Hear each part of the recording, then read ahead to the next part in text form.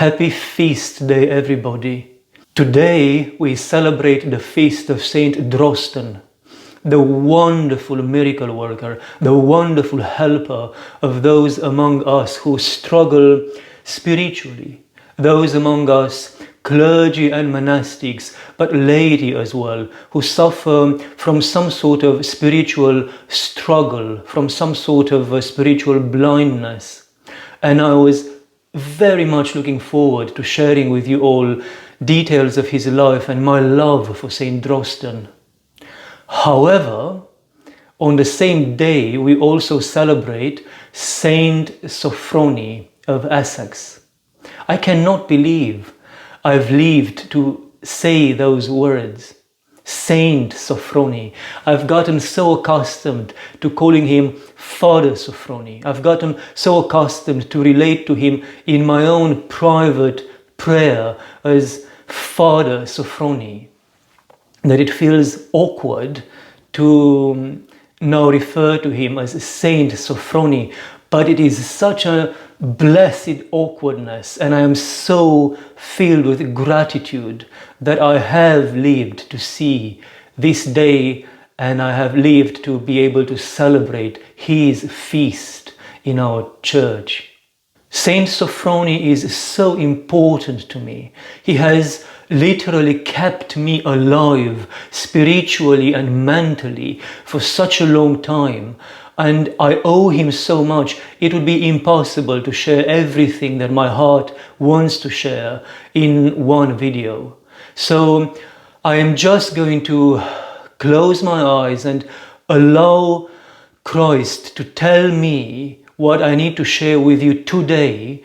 And let's trust that on a different occasion, Christ will give me more and a better opportunity to share more with all of you.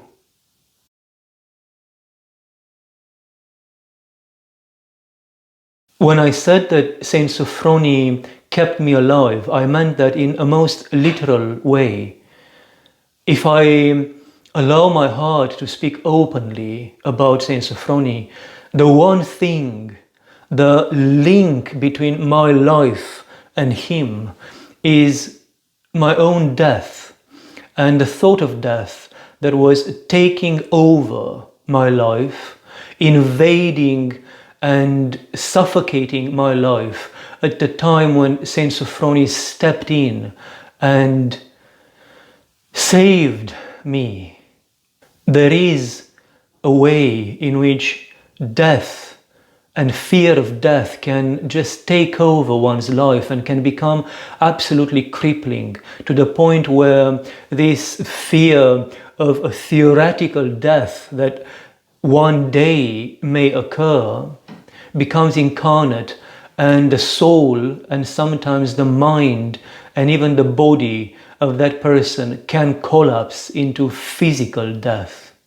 When Saint Sophrony stepped into my life through his writings and then immediately through my prayer to him, I was on the verge of that collapse. I was on the verge of letting go and suffocating under the weight of this fear, crippling fear of death. And I've learned from Saint Sophrony that death can be a curse, but that death, like any other curse, can also be a saving grace. I've learned from St Sophrony the distinction between a curse or a cross that kills you in a bad way and a cross that kills you in a good, life-giving way. I've learned from St Sophrony that there is a death-inducing fear of death, but that there is also a life-inducing fear of death. How I've learned that, I don't really know.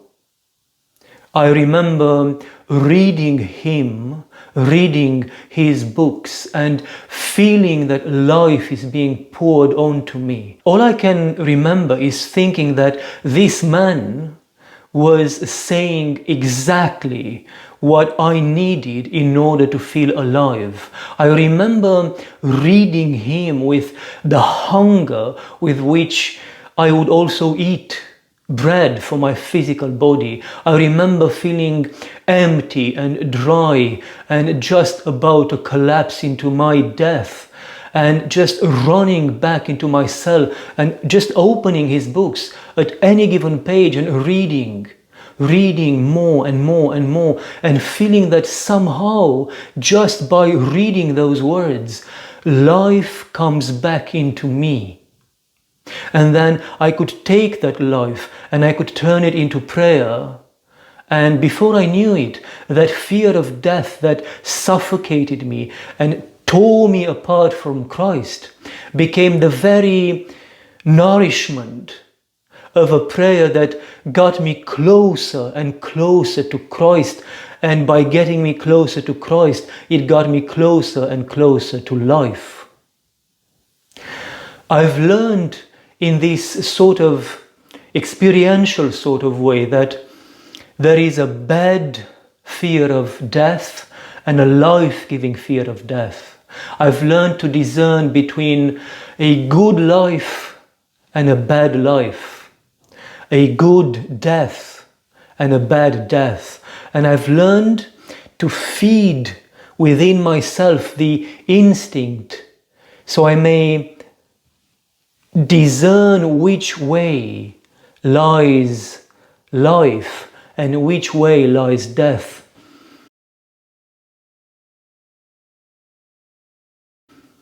People who have experienced what I'm talking about, people who live their lives with death in their nostrils, know that you either develop this instinct where you are able to discern the hidden life or the hidden death in any given instance, behavior or person, or you die.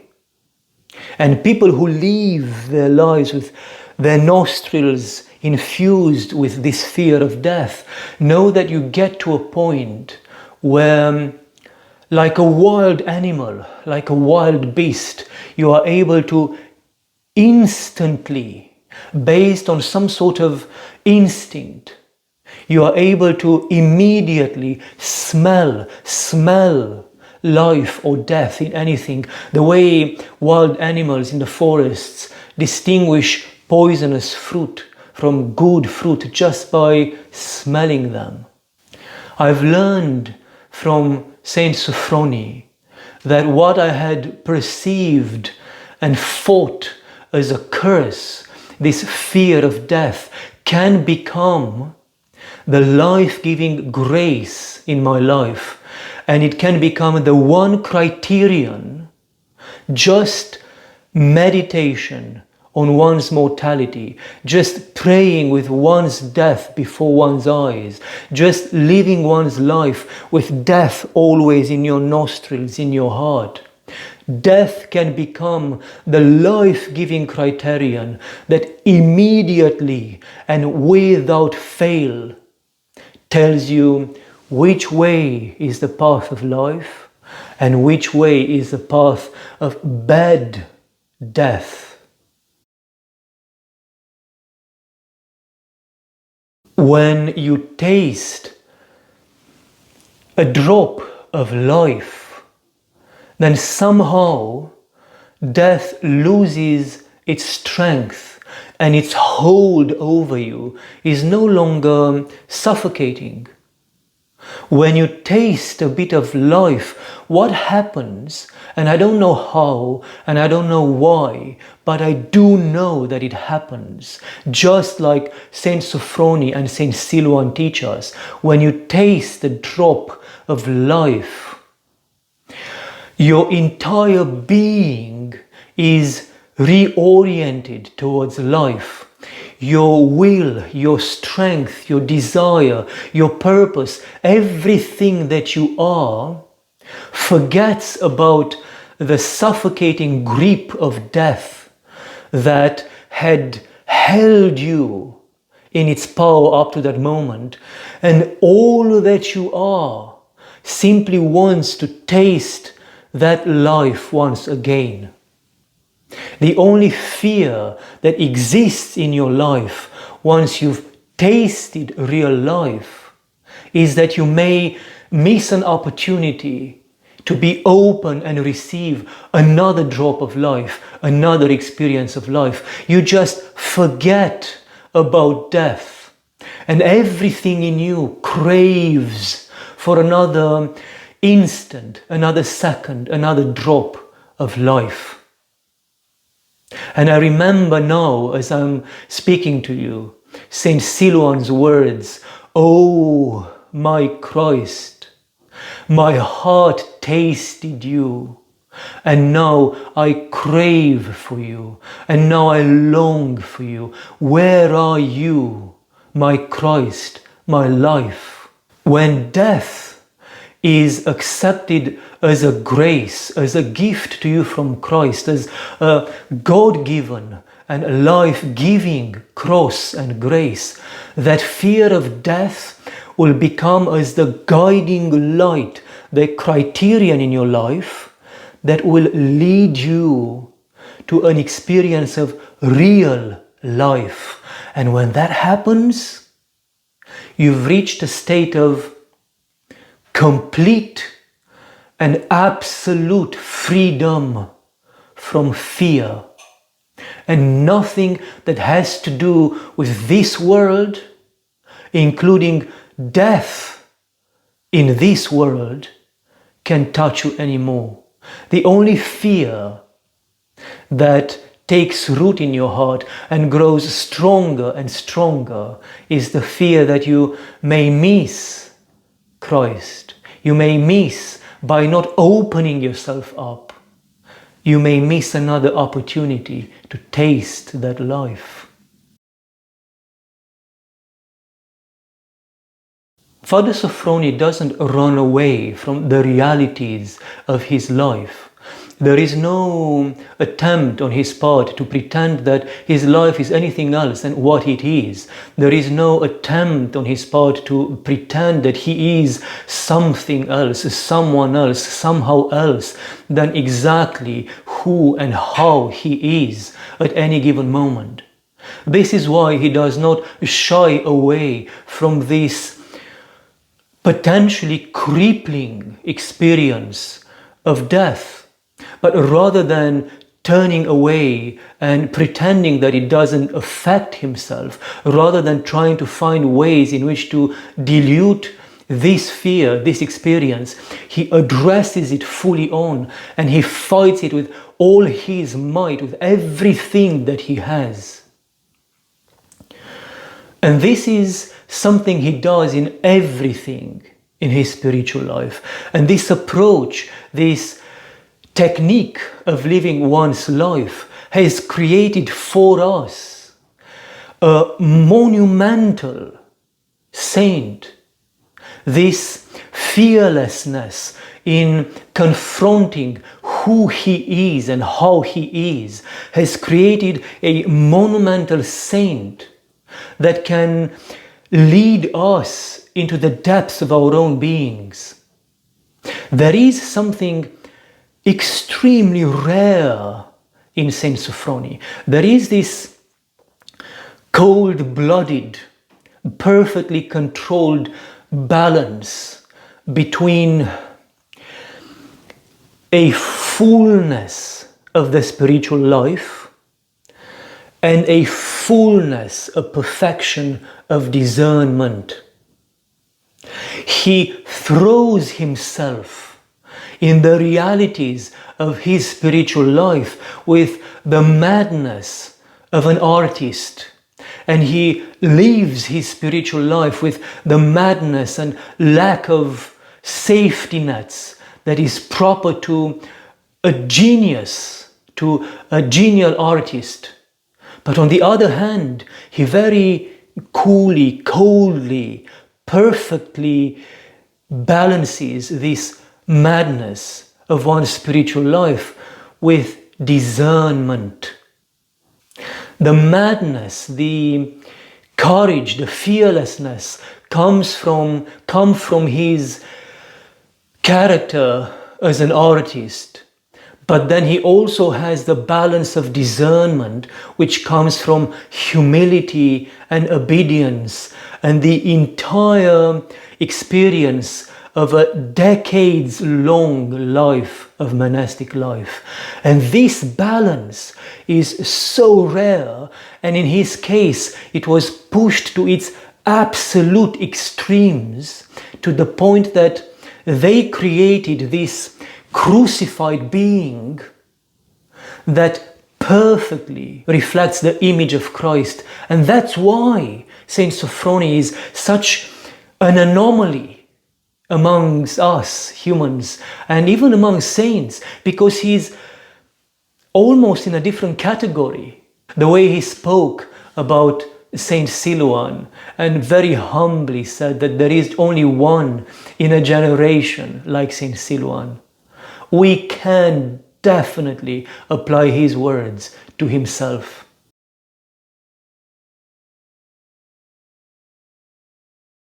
And what made him one in a generation is this cold, otherworldly balance between allowing himself the fearlessness and the freedom of an artist in throwing himself in his spiritual experiences, while perfectly controlling it with the humility and obedience of the experience of monastic life.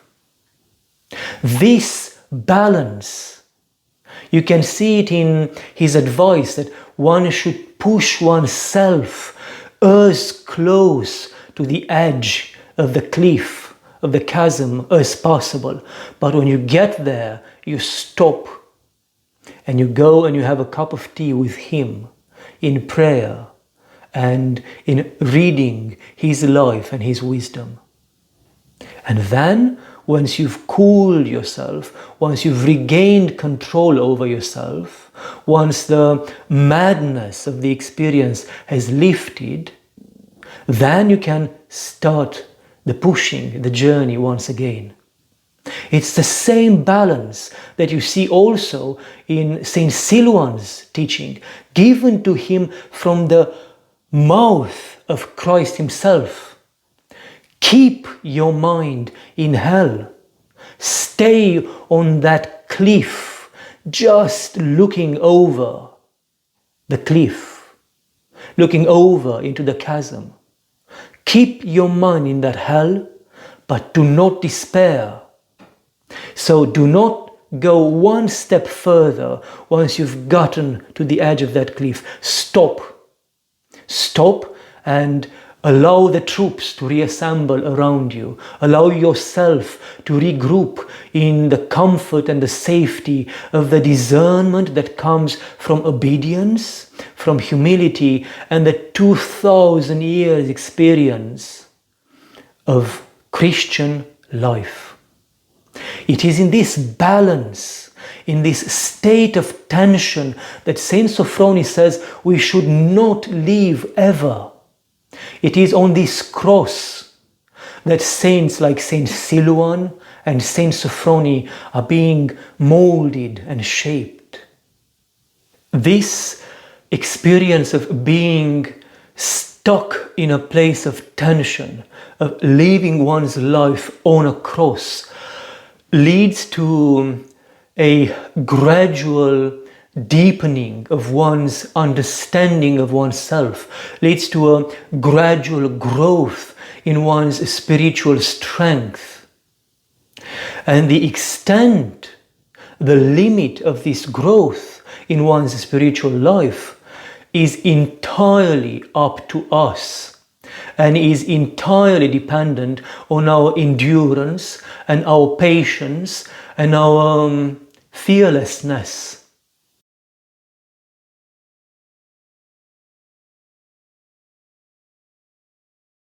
At any given moment, the fullness of God's life the fullness of what God is available to us as a potential.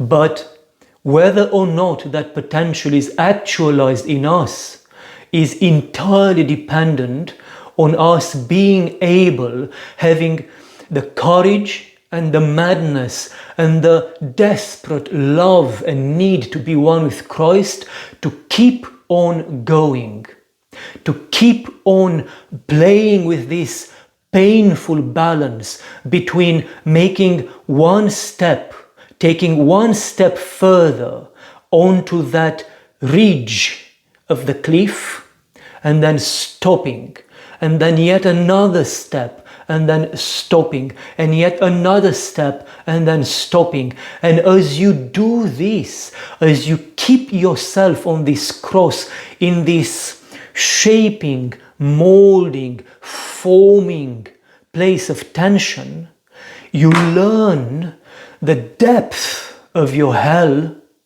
but also the heights of the heaven that is available to you.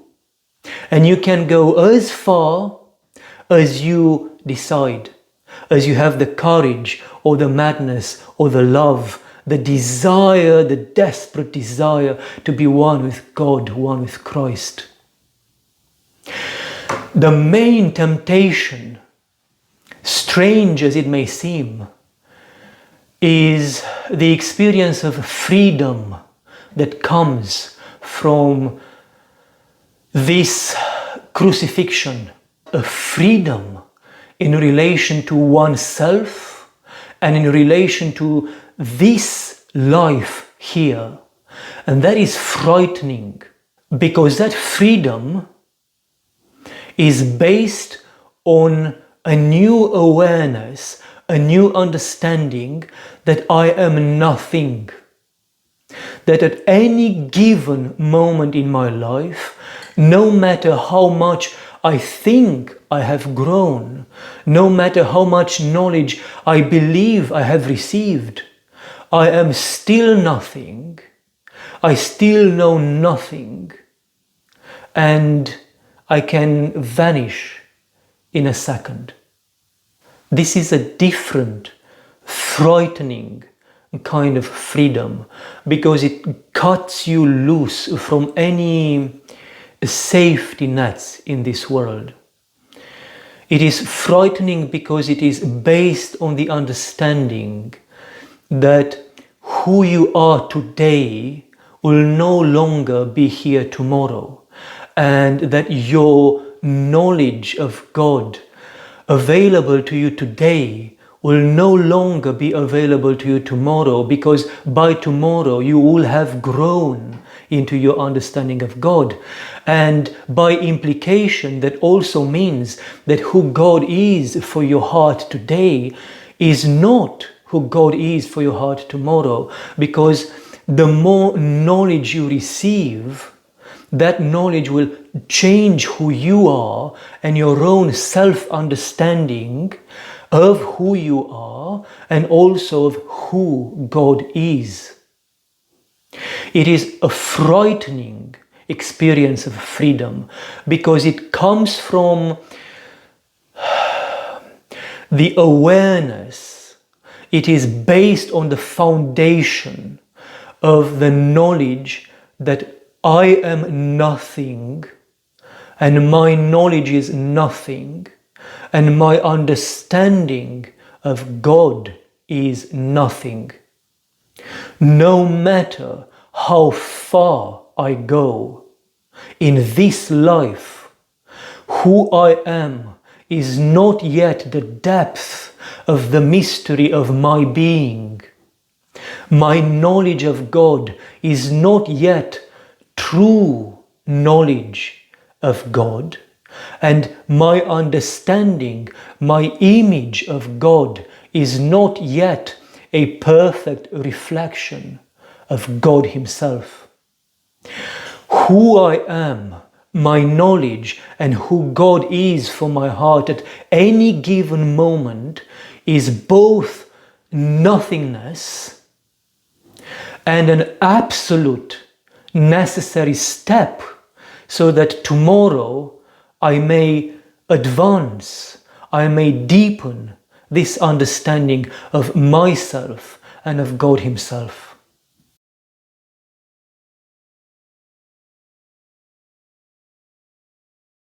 In practical terms, in practical spiritual terms, this means that at any given moment you must be fully aware of the potential hidden in you, but also that that fullness is not yet actualized.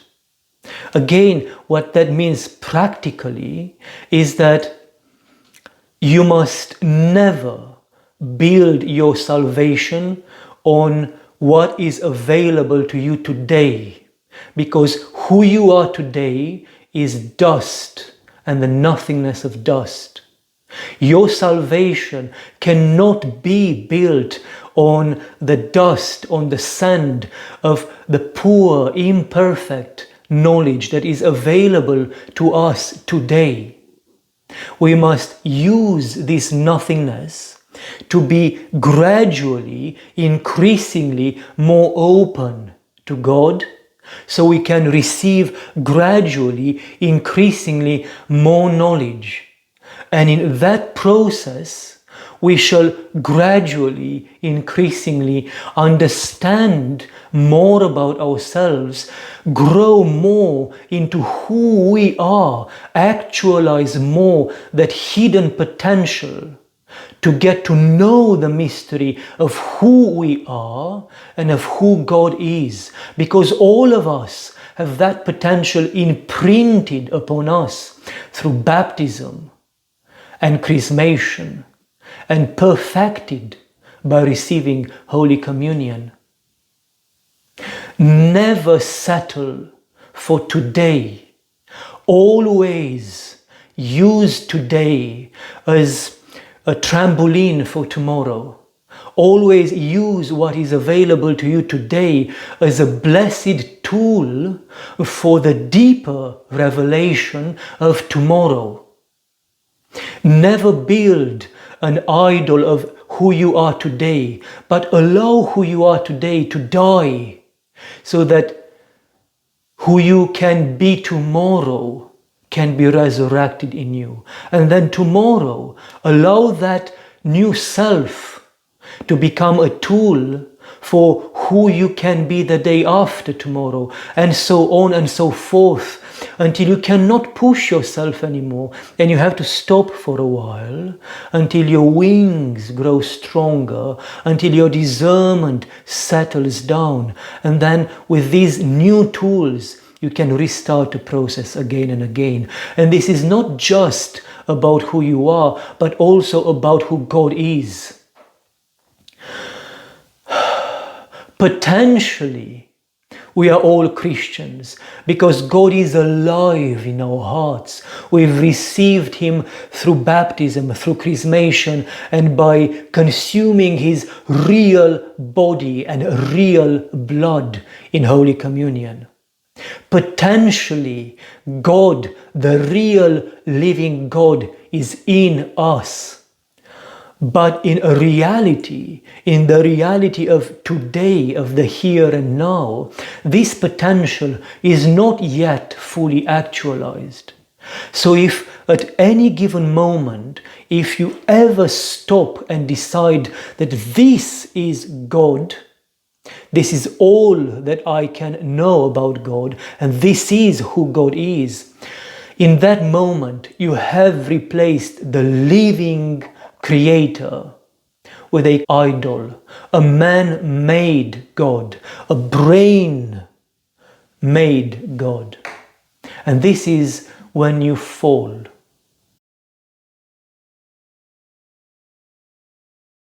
This is the freedom that I'm talking about, the frightening freedom of becoming aware that everything I am and everything I know about myself and about God is, in fact, in reality, nothingness, but in potential, everything.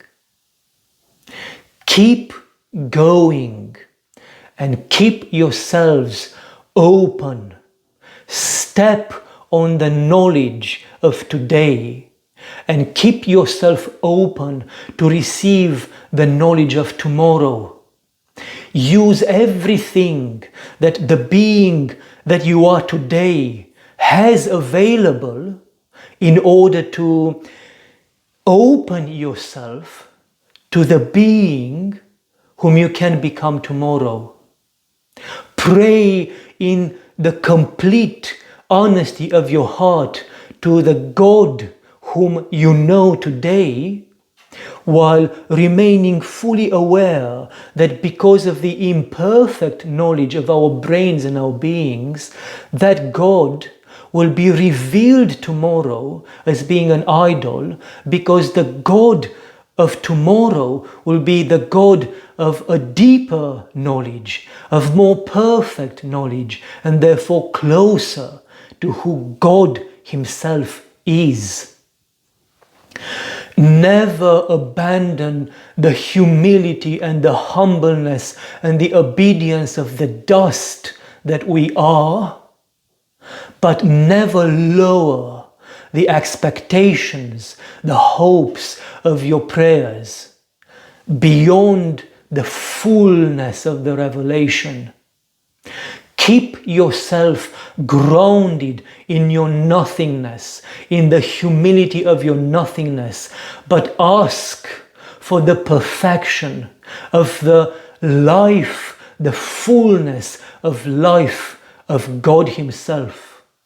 Keep yourself in the tension of your cross, hoping for the fullness of the revelation which is fed, nourished by the experience of that cross.